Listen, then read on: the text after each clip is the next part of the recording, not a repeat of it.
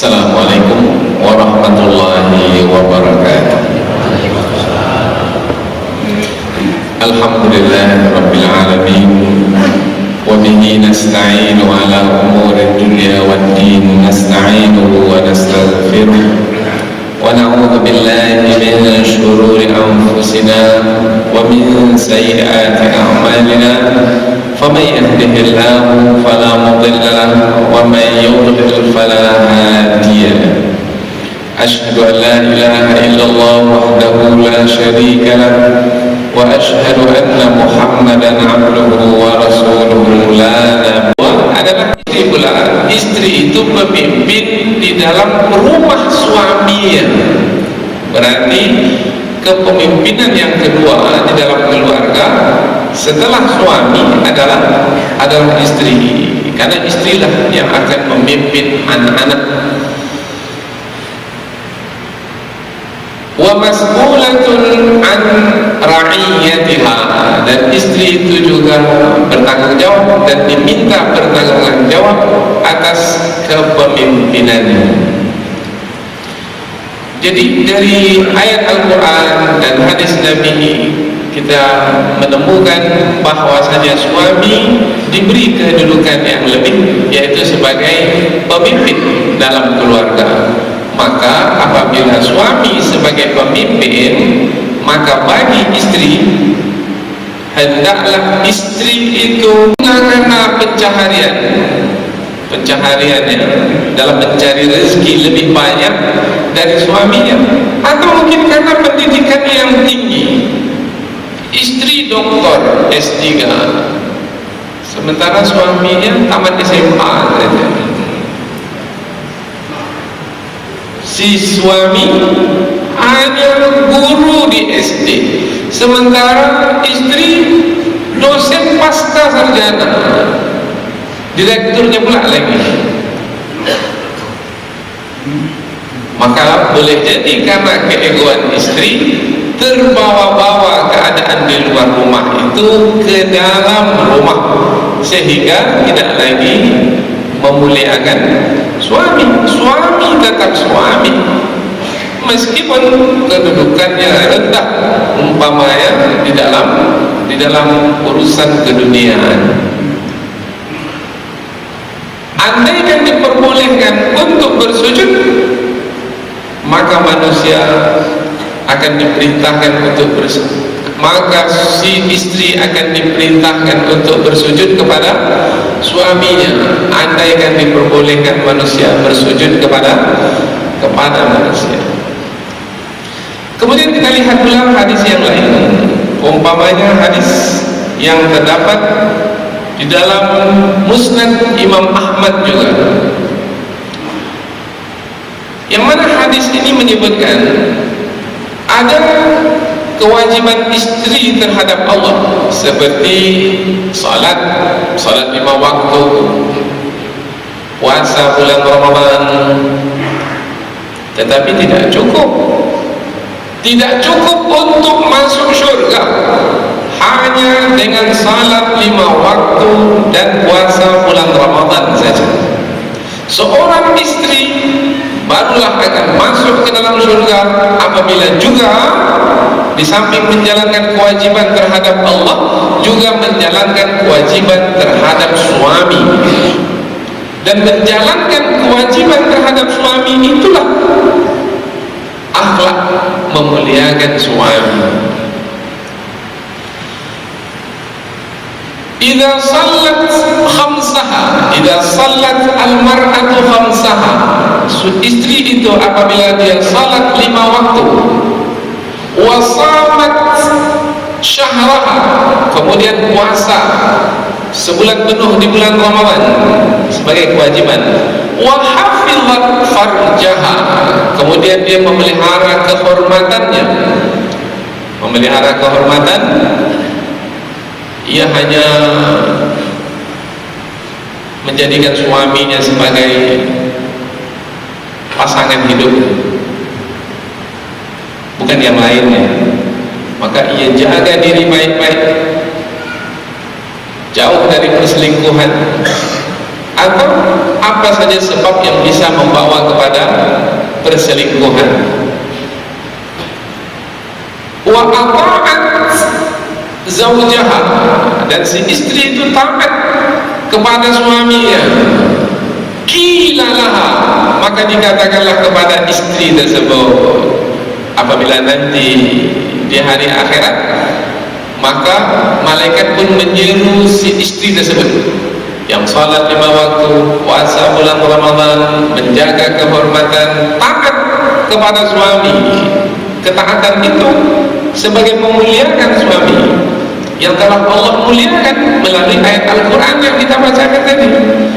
Maka dikatakan kepada istri tersebut, udkhulil jannata min ayyi abwabin syi'ti, silakan masuk surga wahai istri dari pintu mana saja yang kamu sukai. Jadi untuk masuk surga melalui hadis ini 4: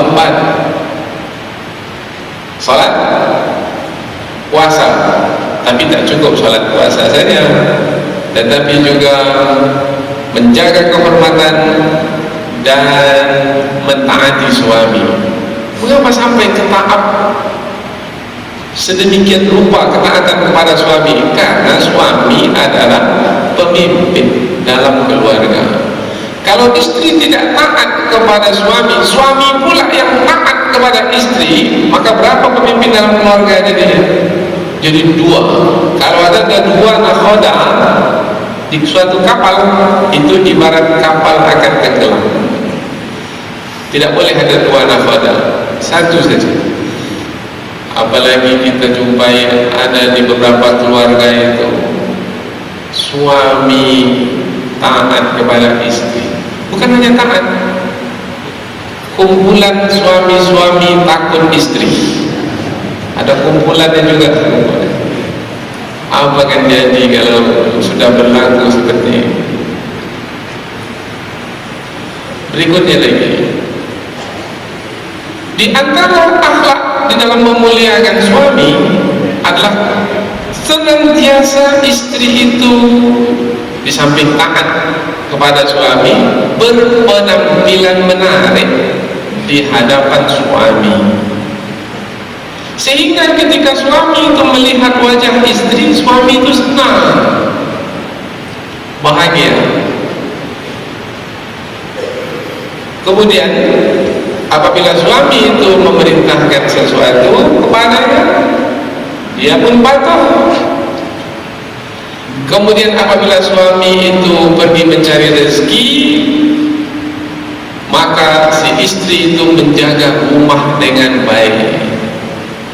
Menjaga rumah dengan baik, memastikan rumah itu senantiasa dalam keadaan baik, seperti mana yang mereka suami istri sukai. Hadis riwayat Imam At-Tabrani, khairun nisa, sebaik-baik istri adalah tasurruka ila absar, kamu menjadi senang ketika melihat wajahnya. Penat-penat bekerja, pulang ke rumah, assalamualaikum, waalaikumsalam, dibuka oleh istri pintu, nampak muka istri yang ceria, hilang penat 1 hari tadi. Oh, macam mana? Seperti ini istri kita? InsyaAllah. InsyaAllah yang mana ini?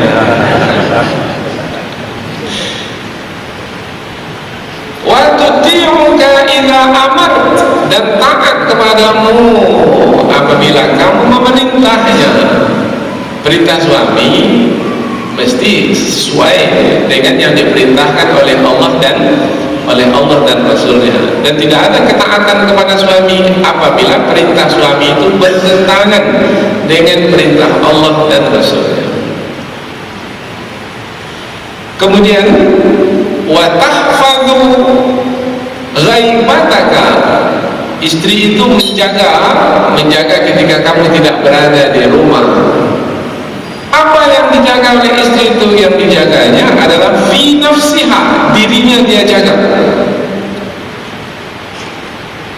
wa malika, dan harta bendamu yang kamu tinggalkan di rumah dia jaga.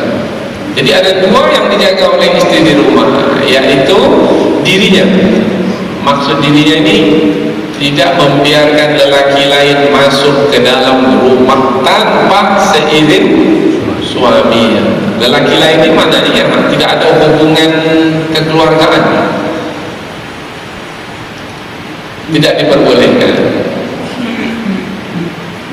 Berarti memuliakan suami adalah melalui hadis ini, memuliakan suami adalah tetap berpenampilan terbaik, muka ceria, pakaian bagus di hadapan suami. Ini pakaiannya pakaian dapur, pakaian memasak saja, dari pagi sampai malam, bau buah sate pula lagi. Ini tidak memuliakan suami. Kemudian taat, patuh. Bahkan suami yang dimuliakan oleh istrinya tidak sempat untuk memerintah. Apa sebab? Sebab istrinya telah lebih tanggung dahulu apa yang diperlukan oleh suaminya. Pastilah kalau pulang dari bekerja, pastilah penat, capek, mungkin lapar, mungkin haus. Suami tanpa memerintah, istri sudah menyediakan makanan dan minuman. Allahu Akbar. Ini istri yang memuliakan suami. Ini contoh saja, masih banyak contoh-contoh yang lain.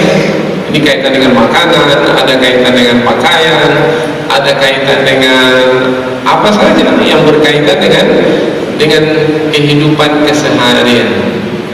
Ada di situ memuliakan suami. Berikutnya lagi kita lihat ada hadis Nabi yang lebih khusus menerangkan tentang istri memuliakan suami, yaitu umpamanya si istri tidak diperbolehkan untuk berpuasa sunat apabila pada hari itu si suami tidak berpuasa. Puasa sunat, bukan puasa Ramadan, puasa sunat.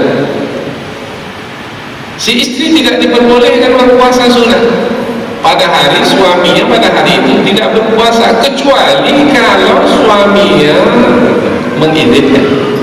Berarti minta izin dulu. Jangan pagi hari saya puasa nih bang, tak boleh. Ini hari ini saya puasa bang, tidak. Tanya istri, tanya suami, bang besok saya ingin puasa, boleh tidak? Tanya, bertanya itulah minta izin. Hadis riwayat Imam Al-Bukhari dan Muslim. La yahillu lil mar'ati, tidak halal bagi seorang istri antasuma, dia itu berpuasa, wa zawjuha syahidun illa bi'idni, suami pada hari itu tidak berpuasa. Jadi tak boleh, tidak halal bagi istri untuk berpuasa kalau pada hari itu suami tidak berpuasa, kecuali istri itu berpuasa dengan izin suami. Mengapa sampai seperti itu? Jawabannya adalah sebagai memuliakan suami. Karena mungkin suami nanti akan berkehendak kepadanya, maka kehendaknya akan terhalang oleh puasa yang dilakukan. Dengan terhalangnya kehendaknya sudah tidak lagi sempurna di dalam memuliakan suami. Bahkan lanjutan hadis, wala ta'zanu fi baitihi illa bi'idni, dan si istri ini tidak boleh memberikan izin apa-apa di rumah itu, di rumah suaminya itu, kecuali dengan izin suaminya. Apa-apa perkara dalam rumah itu si istri tak boleh memberikan izin kecuali dengan izin suaminya. Jadi penentu izin sebenarnya adalah suami. Umpamanya ada orang minta sesuatu, umpamanya minta beras lah, atau minta infak, sumbangan, si istri tidak boleh memberi kecuali dengan izin suaminya. Dengan meminta izin kepada suami terlebih dahulu, itu berarti memuliakan suami. Mungkin ada kesepahaman antara suami istri. Umpamanya kalau sumbangan 5.000, 10.000, mungkin suami memaklumi, maka dalam hal itu adalah maklum memaklumi, sudah berlaku di antara suami istri. Tapi kalau uang yang akan diberikan 2 juta, 5 juta, itu terlalu besar, maka hendaklah dengan izin suami. Suami jadi kehilangan, uang kita mana? Oh, sudah saya berikan. Akhirnya suami merasa, oh, mengapa tidak minta izin kepadaku dulu? Nah, istri yang seperti itu sudah tidak lagi memuliakan suami. Ini perkara izin. Perkara berikutnya lagi, minta maaf. Perkara ini lebih khusus karena ini berkaitan dengan suami istri, yaitu permintaan suami terhadap istrinya untuk bersama, minta maaf, untuk berhubungan badan. Rasulullah bersabda, hadis riwayat Imam Al-Bukhari dan Muslim. Hadis ini kuat sekali, disebutkan dalam Bukhari, disebutkan dalam Muslim. Idza da'a ar-rajulu imra'atahu ila firashihi, kalau si suami itu mengajak istrinya untuk ke tempat tidur, ini bahasa Rasulullah, ke tempat tidur, fa'abat, si istri itu menolak, tak mau. Penat lama bekerja ni dari pagi sampai petang, tak mau, kata si istri. Fabata ghadban 'alaiha, si suami pun tidur, tapi tidur suami itu dalam keadaan marah terhadap istrinya. Bagaimana nasib si istri ini? La'anat hal malaikah, maka malaikat pun akan melaknat istri tersebut hatta tasbah, sampai pagi hari, sampai pagi hari dilaknat oleh malaikat. Tak ada kebaikan pada istri tersebut. Jadi di antara akhlak di dalam memuliakan suami adalah ketika suami meminta dalam hubungan yang lebih khusus, maka penuhi. Itu sebagai tanda memuliakan suami. Maka kalau istri bekerja, mesti jaga diri baik-baik. Jangan sampai tenaga habis untuk orang lain, kemudian tenaga yang tersisa tinggal tak berapa lagi tenaga untuk suami. Maka beruntunglah para suami yang istrinya hanya sebagai ibu rumah tangga. Beruntung, karena istrinya akan berkhidmat untuknya sepenuhnya. Tapi kalau ada istri yang bekerja membantu suaminya, wah, ini bermakna usahanya lebih. Tetapi meskipun demikian, jangan lihat pertimbangan materi saja. Banyak rumah tangga itu hancur disebabkan karena perhubungan suami istri yang tidak selayaknya seperti yang ditetapkan di dalam syariat agama, petunjuk Allah. Berikutnya lagi, ini lebih buruk lagi. Hadis riwayat Imam Abu Dawud. Kalau ada istri yang seperti ini betul-betul istri yang tidak memuliakan suami. Kalau ada istri yang seperti ini, dalam hadis ini disebutkan, istri ini tidak akan masuk surga. Jangankan masuk surga, membau-bau surga pun tidak diperbolehkan untuknya.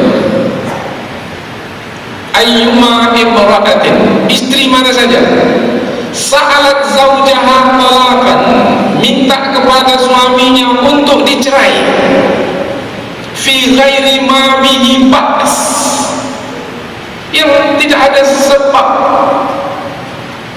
yang dibenarkan oleh syariat. Tak ada sebab yang dibenarkan oleh syariat. Artinya tidak punya alasan yang dibenarkan oleh syariat, tiba-tiba minta cerai. Marah-marah sedikit, ceraikan aku, pulangkan aku ke rumah orang tuaku.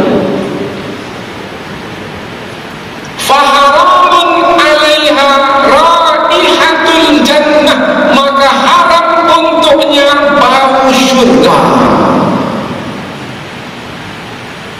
Ini hadis riwayat Imam Abu Dawud, hadis sahih.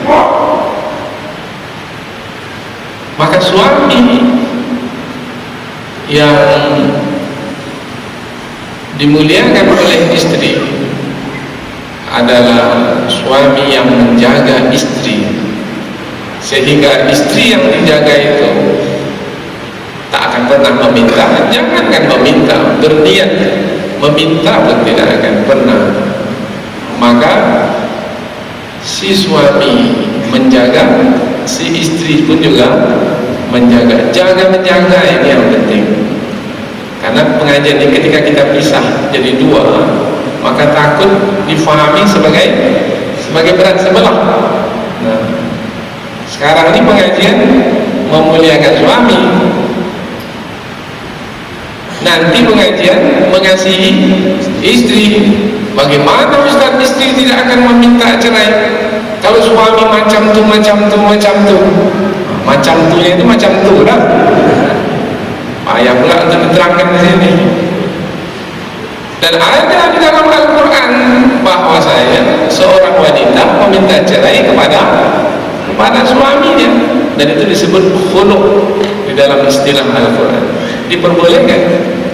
Tetapi kalau tanpa alasan, tanpa sebab yang dibenarkan oleh syariat, maka haram bagi istri itu meminta cerai. Tidak diperbolehkan. Kalau meminta juga haram baginya membau-bau syurga. Sementara hidup di dunia ini adalah untuk masuk syurga. Maka tahan-tahan perkataan cerai. Suami juga jangan menggunakan perkataan tersebut ketika mengancam. Istri pun juga jangan menggunakan perkataan tersebut. Terakhir, hadis Nabi Sallallahu Alaihi Wasallam.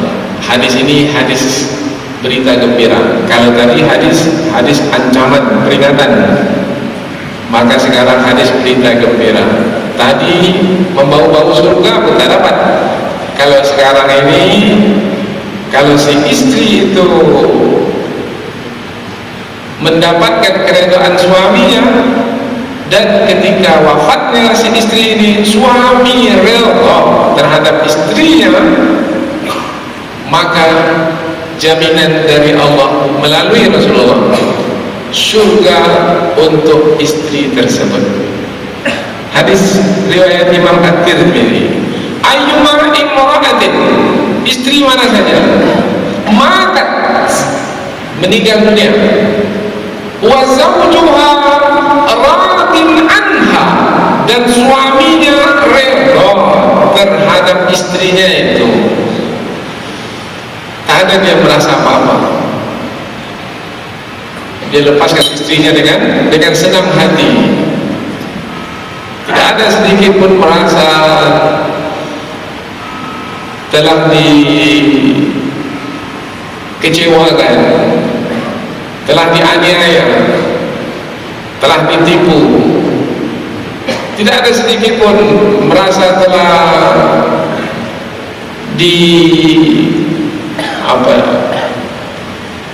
diremehkan, direndahkan, dihinakan. Si suami ini dengan senang hati melepas istrinya, dengan kerelaan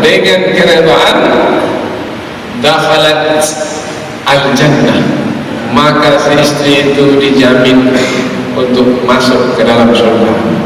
Allah memberikan jaminan untuknya surga sebagai tempat kediaman. Dari pembahasan kita dari awal hingga akhir tadi jelaslah bahwasanya akhlak mulia seorang istri terhadap suami adalah memuliakan suaminya. Pertama, dengan menghormati kedudukan suami yang telah dilebihkan ke atasnya, yaitu sebagai pemimpin dalam rumah tangga. Kemudian karena kepemimpinan diberikan kepada suami, maka si istri dalam memuliakan suami hendaknya taat dan patuh kepada suami, merendah diri kepada suami, berkhidmat melayan suami. Dengan demikian insya Allah si istri ini akan mendapatkan jaminan, yaitu surga yang telah Allah sediakan untuknya sebagai balasan atas pengabdiannya sebagai seorang istri terhadap suami selama kehidupan berumah tangga mereka jalani. Maka inilah dia sarana bagi seorang istri untuk masuk surga, yaitu berakhlak mulia terhadap suami dengan memuliakan suami. Istri ini penutup untuk meringkas mengapa istri ini mesti taat dan patuh kepada suami. Karena ada hadis riwayat Imam Al-Bukhari, juga disebutkan oleh para perawi hadis yang lainnya, tentang hakikat istri itu sebagai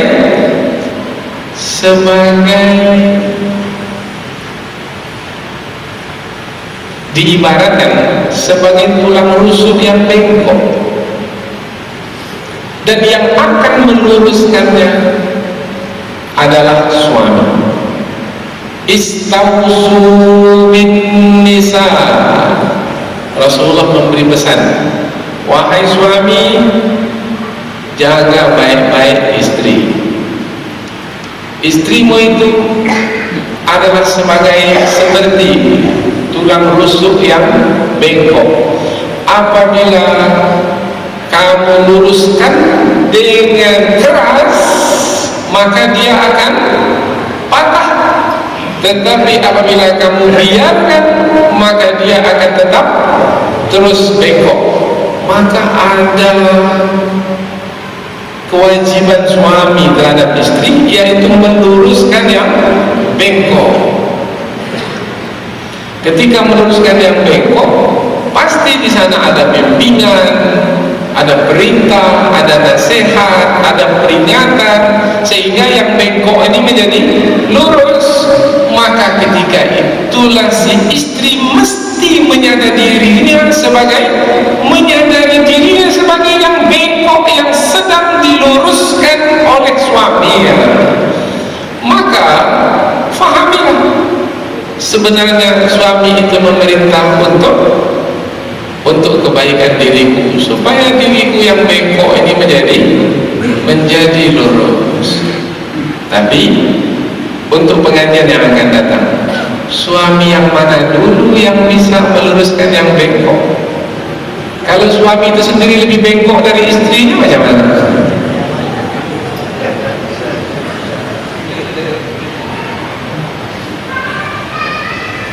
Maka ini insyaAllah kita akan bahaskan dalam pengajian yang akan datang, yaitu dengan judul mengasihi istri. Sehingga ketika kita membahaskan memuliakan suami, sepadan dan mudah untuk difahami dan juga bisa diterima apabila kita bahaskan pula si suami yang mengasihi istri. Cukup sampai di sini. Mohon maaf atas segala kesalahan dan kekhilafan. Subhanakallahumma wa bihamdika asyhadu an la ilaha illa anta wa astaghfiruka wa atubu ilaik. Kemudian sebelum kita buka tanya jawab, mungkin kita tidak buka tanya jawab, kita saja terus ke berdoa. Salah seorang di antara yang kita doakan adalah ibu kepada Bapak PLT Gubernur kita sekarang ini sedang dirawat di rumah sakit. Maka kewajiban kita lah untuk mendoakan, mudah-mudahan ibunda beliau segera diberi kesembuhan oleh Allah Subhanahu wa taala. A'udzubillahi minasyaitonir rajim. Bismillahirrahmanirrahim. Alhamdulillahirabbil alamin. Wassalatu wassalamu ala asyrafil anbiya'i wal mursalin wa ala alihi wa sahbihi ajma'in. Allahumma shfi mardana. Ya Allah, sembuhkanlah orang-orang yang sakit di antara kami. Sembuhkanlah hamba-hambamu yang tengah engkau uji dengan penyakit. Di antaranya ya Allah adalah ibunda kepada pemimpin di negeri kami ini. Ya Allah ya Rahman ya Rahim, sesungguhnya engkau yang menetapkan penyakit dan engkau pula lah yang akan mengangkat. Allahumma shfi mardana anta syafi. Sesungguhnya engkau lah yang menyembuhkan penyakit. La shifaa illa shifauka. Tidak ada kesembuhan melainkan kesembuhan darimu ya Allah. Shifaan la yughadiru saqama, yaitu kesembuhannya apabila engkau berikan, maka hamba yang engkau uji itu akan kembali sehat. La haula wa la quwata illa bika ya arhamar rahimin. Tidak ada daya dan kekuatan melainkan darimu ya Allah. Dan untuk kami yang hadir ini pula ya Allah, apabila ada di antara kami ini yang engkau jumpai dalam keadaan sakit, maka sembuhkanlah. Apabila ada di antara keluarga kami yang sakit, sembuhkanlah. Apabila ada di antara jemaah kami yang berhalangan datang karena sakit, sembuhkanlah. Apabila ada di antara kami yang lemah, kuatkanlah. Apabila ada di antara kami yang miskin, kayakanlah. Apabila ada di antara kami yang didengki, difitnah, jaga dan peliharalah ya Allah. Kami hanya mampu memohon, engkau juga yang akan memperkenankan. La haula wa la quwata illa bika ya arhamar rahimin. Tidak ada daya dan kekuatan melainkan darimu ya Allah. Innaka ala kulli syai'in qadir. Sesungguhnya engkau maha berkuasa atas segala sesuatu. Innama amruhu idza arada syai'an an yaqula lahu kun fayakun. Apabila engkau berkehendak untuk menjadikan sesuatu, engkau cukup mengatakan jadi, maka jadilah. Ya Allah, tetapkanlah kejadian-kejadian yang baik dalam hidup kami dengan kehendak-Mu ya Allah, dengan kuasa-Mu yang mutlak ya Allah. Rabbana atina fid dunya hasanah wa fil akhirati hasanah wa qina adzabannar. Subhana rabbika rabbil izzati amma yasifun wa salamun alal mursalin walhamdulillahi rabbil alamin. Assalamualaikum warahmatullahi wabarakatuh. Terima kasih kepada Ustaz yang telah menyampaikan tausiahnya.